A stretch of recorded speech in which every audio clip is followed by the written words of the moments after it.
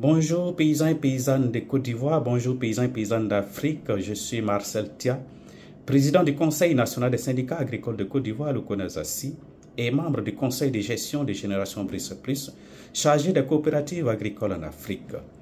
Nous sommes aujourd'hui mercredi 26 mars 2025, ayant été absent le lundi 24 mars dernier.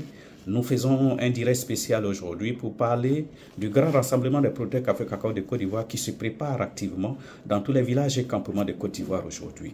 Nous voulons dire merci à tous nos camarades leaders de la filière café cacao qui ont compris le bien fondé de nous mettre ensemble et de parler d'une seule voix. Nous voulons dire que tout se passe très bien, les préparatifs sont en cours et nous demandons à tous nos camarades producteurs café cacao de rester à l'écoute de leurs différents leaders pour la date qui sera retenu pour la rencontre des producteurs café cacao de Côte d'Ivoire, parce que c'est une rencontre cruciale qu'il ne faut pas rater pour quoi que ce soit au monde, parce que tous ceux qui rateront cette rencontre, ils vont rater quelque chose dans l'histoire de la filière café cacao en Côte d'Ivoire.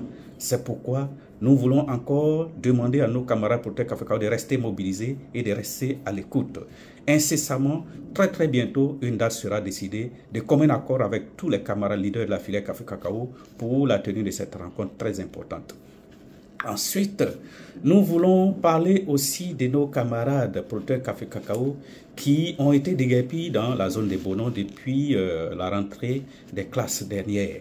Ce n'est pas normal que ces paysans-là soient délaissés de la sorte. Ils sont résumés aujourd'hui à la mendicité.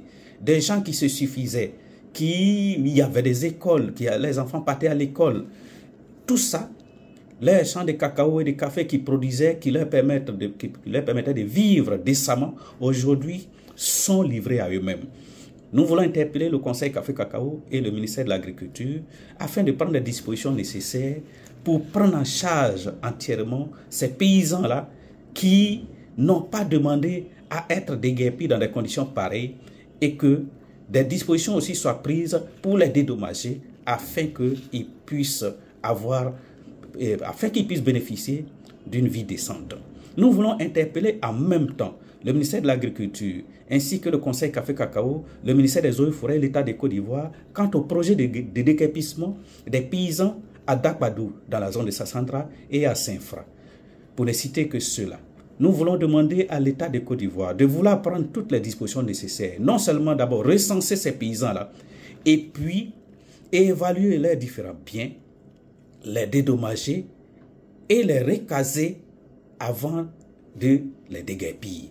Ce n'est pas normal que des paysans qui ont contribué, qui continuent de contribuer tant à l'économie et au développement de la Côte d'Ivoire soient déguerpis dans des conditions pareilles qui ne répondent à aucune norme humaine.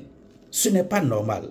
Il faut que des dispositions préalables soient prises pour que ces paysans-là ne soient pas dans les mêmes conditions que ceux de Bonon, que nous implorons aujourd'hui toutes les bonnes volontés à aider ces paysans, à les soutenir dans ces moments difficiles. Ces paysans ont contribué à l'éducation de plusieurs Ivoiriens à travers le revenu de leur café et cacao.